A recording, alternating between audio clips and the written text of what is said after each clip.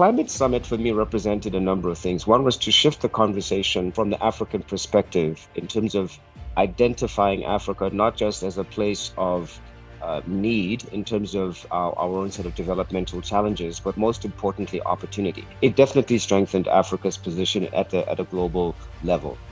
It made very clear that the African developmental paradigm is one that needs to be taken into consideration. But we're also a continent which has a growing population, in which it is critical for us to see how we can support the youth so that they have viable job opportunities in a way that gives them the sort of livelihoods that they aspire to, but without having to do so at the expense of the planet.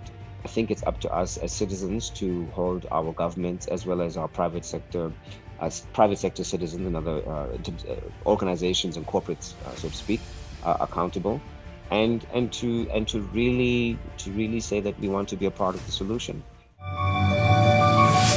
My name is Mokena Makeka. I'm an architect, urbanist, and educator. I'm a partner at ACAP, and I'm also the special advisor to Vice President of Academic Affairs at Cooper Union. I'm an Africa Climate Ambassador 2023. My work really operates at the intersection between urbanization, cities, and climate change, and the ways in which we can transform our built environment to create green livelihoods for all, as well as preserving the planet. Climate Summit for me represented a number of things. One was to shift the conversation from the African perspective in terms of identifying Africa not just as a place of need in terms of our own set of developmental challenges, but most importantly, opportunity. So what that summit began to do was to phrase the climate challenge as one in which Africa could be not only a competent partner in the realization of business opportunities and improved livelihoods for everybody, both within and outside of Africa, but to really say that it's about time that the conversation on climate change needs to take the African perspective front and center.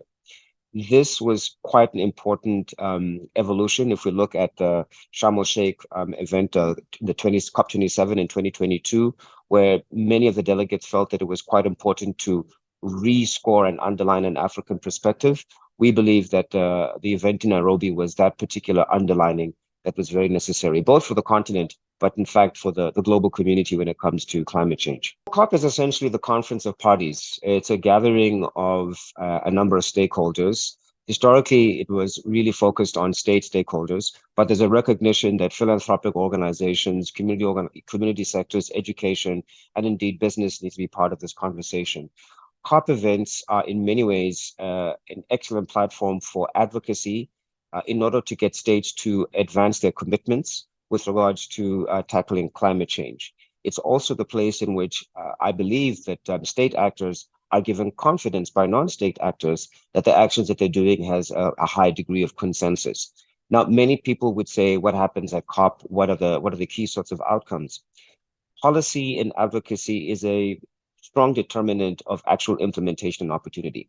So I believe that COP is a vital conversation platform. It's a vital policy platform.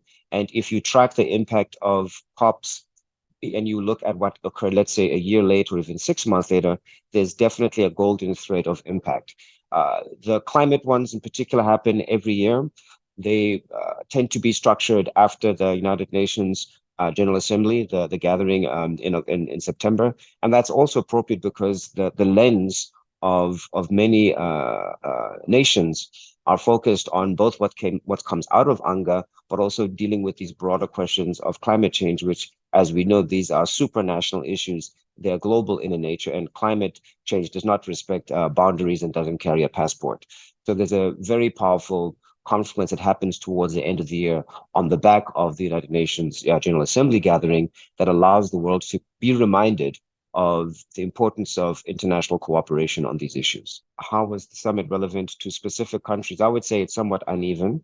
And I think it's uneven in the sense that not all African countries were able to present perhaps their case in terms of how they are tackling NDCs, or what do they see the other sort of climate opportunities within their own nation state.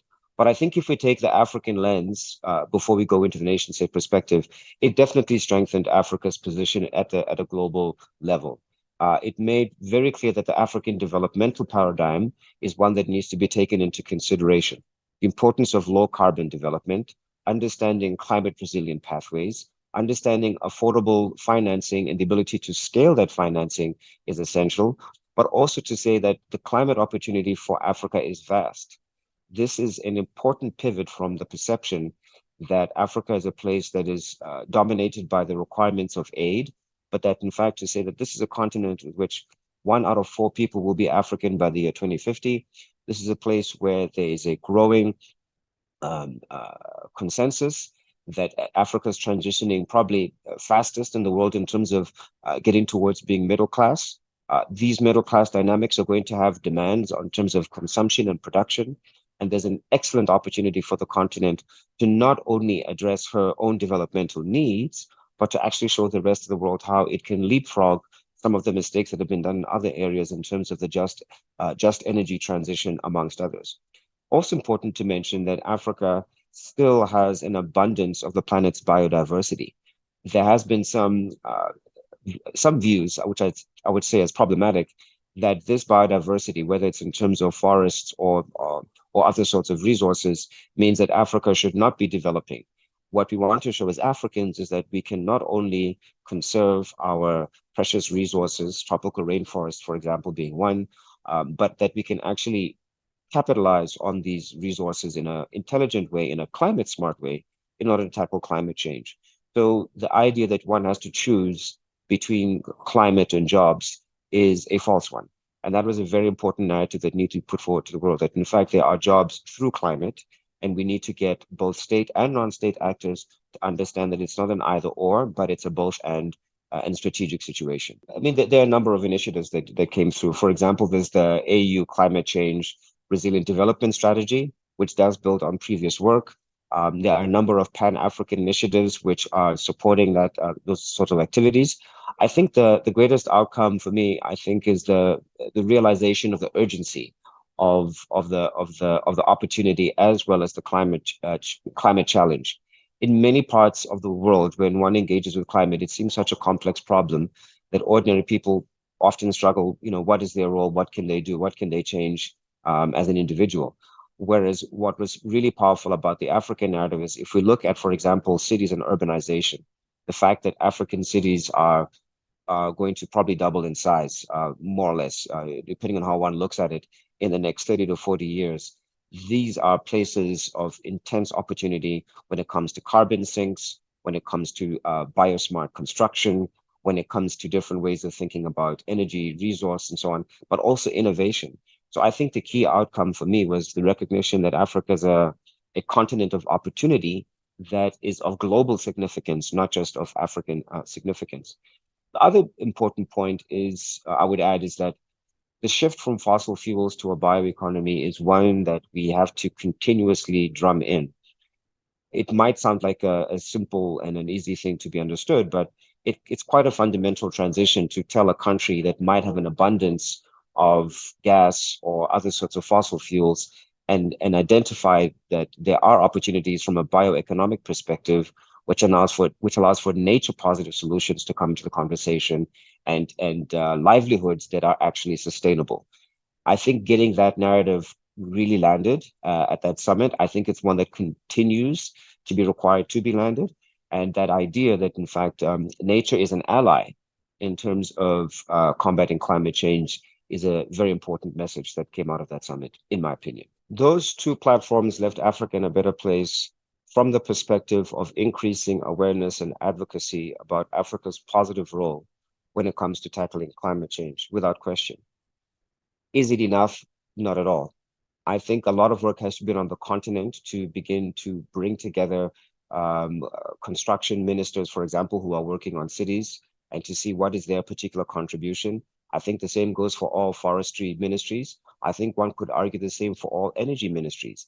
The proof of where we need to go will be when we start to see governments not only coordinating at a state to state level, but when ministries also begin to coordinate across different governments. And I say that because many of the challenges that come with resource management and so on are actually transnational or international in nature. So I believe that these events have definitely put us on the right track and are moving us forward in terms of impacts, and it's significant. But we do require far much more action particularly in terms of leveraging and increasing the amounts of capital that will be available both to support public-private partnerships across the continent, but also indeed for governments themselves to be able to access more capital so they can service their developmental needs. And I also think that private banking institutions on the continent need to have a more aggressive posture in terms of understanding what is their contribution towards the finance dilemma that we find around climate. And last but not least, it's also important to say that this is what I've described is not unique only to the continent. If you go to any other country around the world, they will probably list the same sort of challenges. The reality is that the planet we're living under a sort of fossil fuel inheritance, if you will, where we have mortgaged the futures of our children. And each and every single country has to do so much more in order to reduce that mortgage.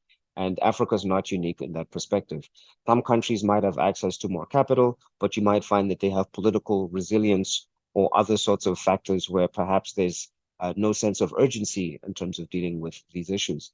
From a climate perspective, we know that Africa is a particularly vulnerable continent to extreme weather patterns and ongoing climate change. We also understand that Africa has both resource blessings and resource curses, depending on how you look at it, which makes us very vulnerable to external actors at the geopolitical scale.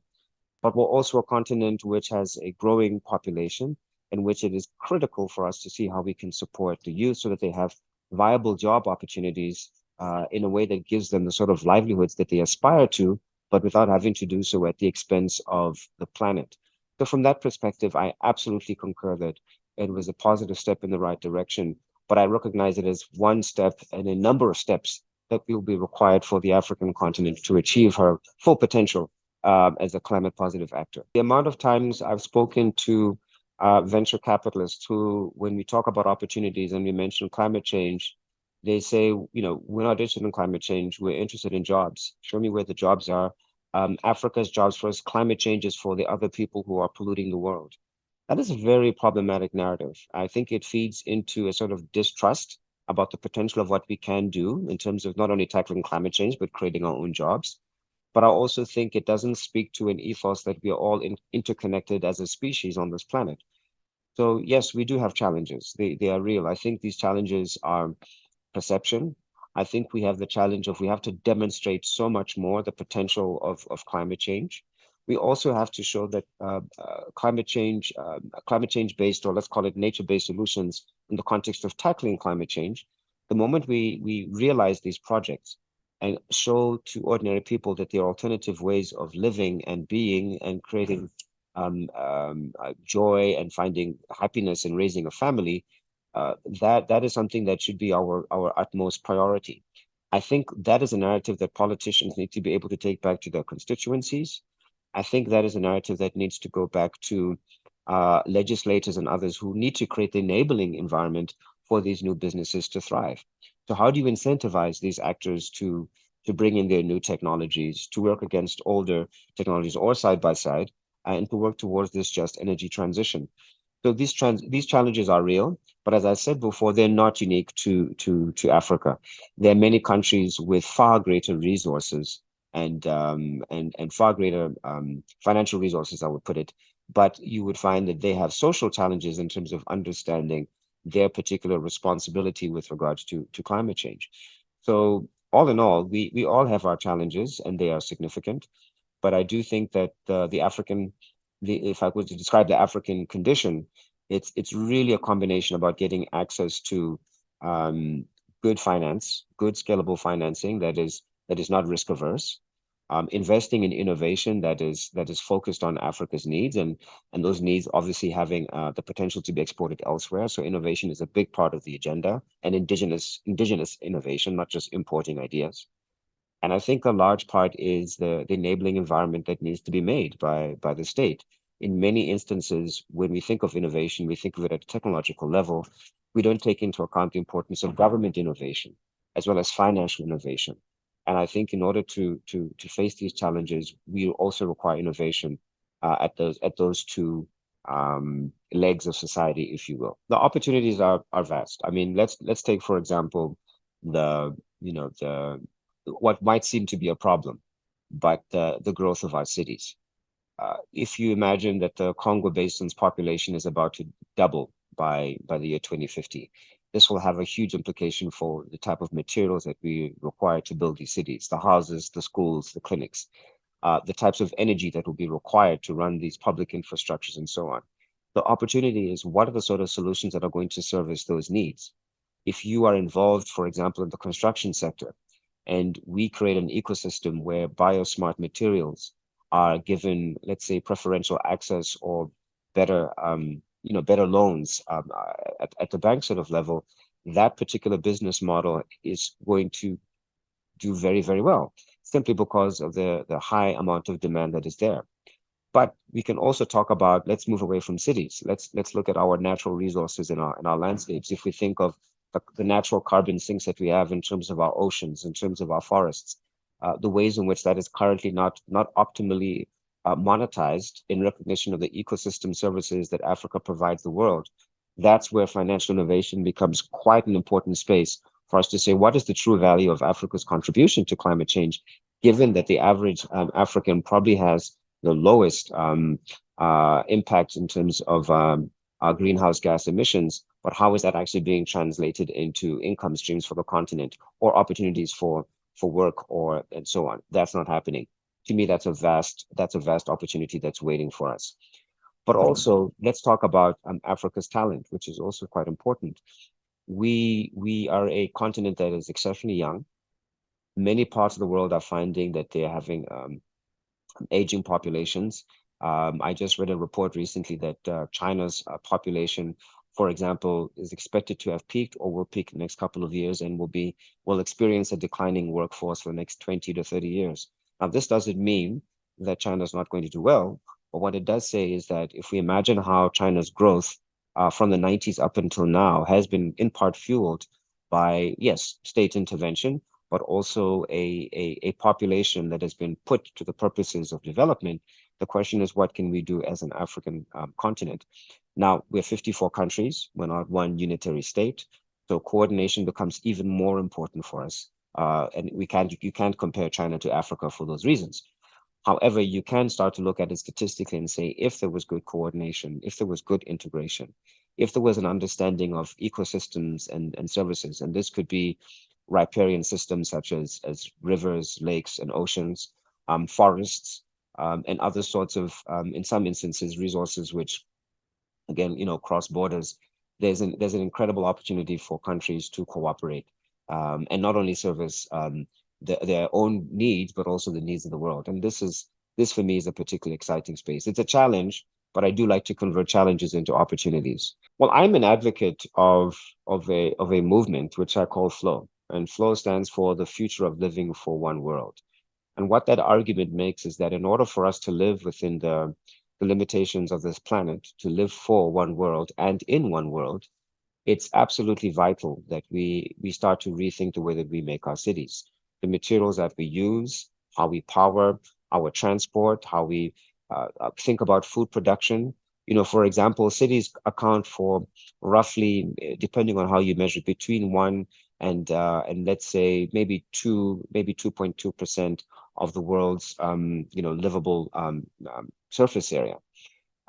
However, 40% of the world's livable surface area is arguably taken up by agriculture, and this is agriculture that is being used to service these cities. So what we're finding is a lot of the challenges that we have right now around land use management and around climate change is a disconnect between agricultural production and urbanization. And this is because for a long time, the model was that you had a city and then you had the farms on the edge intruding onto natural landscapes, and that is how you fed your cities. I believe that cities need to start producing their own food within their own footprints. If we can start to imagine cities which are based on bio-based materials, materials such as wood, which I'm a firm believer of, in all its different sorts of guises, and wood fiber, I believe that we can reduce our dependency on some of these more problematic construction materials. And not only that, if we begin to reimagine urban planning and say, how can we optimize urban space in such a way that we tackle food production, we tackle parks, we tackle other sorts of resources as assets, positive assets that need to be nurtured and grown, then I think that we could have a very, very different type of urbanism. The reality is that the cities that we have right now, in many respects, have not changed structurally pretty much since the 1830s, and let's say the advent of the Industrial Revolution as we know it. I would argue that we're at the cusp of the sixth Industrial Revolution, moving away from the fourth being the Internet of Things, the fifth one being the Internet of People. But now the sixth industrial revolution is the bioeconomy, and it's about a planet-centered economic approach. And a planet-centered economic approach is intimately related to the question of urbanization, the types of buildings that we build, again, the type of roads or transport systems that we put in place, whether we bias ourselves towards mass transit versus lighter forms of transit, so not lighter forms of transit, more individual forms of transit, such as private vehicles. All of these come together to force us to question about what is the future of living. And I believe that that is an important opportunity and an imperative, I might add. I think it's an imperative more than an opportunity. We cannot live, our grandchildren will not be able to live in the world as we currently imagine it in the way that we currently operate. In other words, there's going to be tough choices that have to be made by our generation and the next 2 or 3 generations in order for us to have a equitable and just planet. The importance of that for me was that it culminated in a number of things. One was a gathering, I think it was in March 2024, where a number of construction ministers came together to tackle the question of appropriate forms of urbanization and construction techniques. I think what that did was to highlight the importance of the sector, which, depending on how one looks at it, is responsible between 38 or 40% of greenhouse gas emissions. So if we consider not only the importance of looking at existing building infrastructure in terms of how they work from a climate perspective, and that speaks to refurbishment and maintenance and so on, particularly older cities with their inherited stock, that needs to be counterbalanced and in fact complemented by cities of the global south, which are growing at a rapid rate. And this is both in Africa, Southeast Asia, and to a degree also, South America and Latin America. So what this event really started to crystallize was the importance of coordination at a sort of ministerial level from a construction perspective. But I believe that construction, which has often been seen as a poor cousin of national development strategies, and not seen as the focal point for many economic approaches, is that construction and urbanization should really be at the forefront of most countries' economic strategies, or at least understanding the climate implications and opportunities that are inherent to urbanization. To be fair, I'm a firm believer that nothing is wasted. What I mean by that is a lot of the efforts that I'm seeing today, now, as we speak, even this conversation, I was part of some conversations at COP17 in Durban in South Africa many years ago, where it was the first time that globally we articulated a definition of sustainability that was centered around a view from the global south. Now, if you measure the success of COP17 2 years afterwards, you might say there's no impact. But across the longer arc of time, it has had a huge impact. So I'm quite confident that these actions, these gestures that we're seeing right now, they are taking us to where we need to be. I think it's up to us to really make sure that it doesn't take 10 years for the impact on these ideas, but rather maybe 4 or 5. I think it's up to us as citizens to hold our governments as well as our private sector citizens and other organizations and corporates, so to speak, accountable, and to really say that we want to be a part of the solution. I think it's the narrative that somehow that these events need to be measured by what they do and what they do to get us across the line, I think is part of the reason that we failed. We need to see this as a shared problem that everybody has to contribute to. So if one organization or a body makes certain commitments, the question we should be saying to ourselves is, how do we take advantage of those commitments? How do we accelerate those commitments? How do we partner with those individuals and make those commitments, and not just hold them accountable, but not participate with them?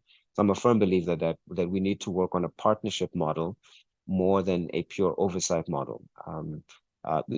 Shared accountability is vital for any meaningful solution when it comes to climate change.